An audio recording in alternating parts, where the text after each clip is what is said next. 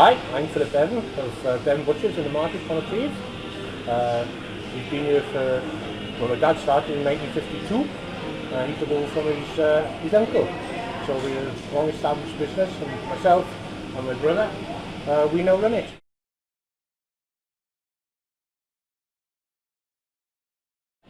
How have you found the last year? How has that been for you? For us, it's been okay, it's been quite good. Because people have tried to, I'll say local, which has benefited us, yes. We supply one of the local pubs, which has turned into a small shop.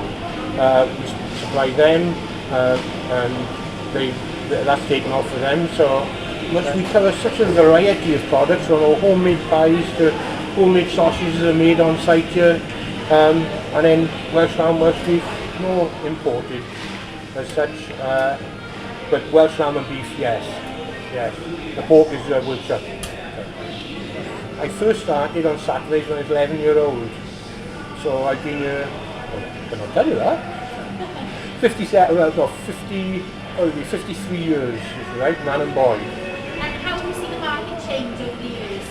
Well, it's not just the market, it's the town.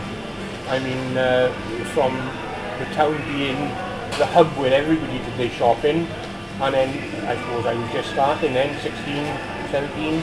The first one to open was Carrefour's into Philly, and that was the start of the development of out of town.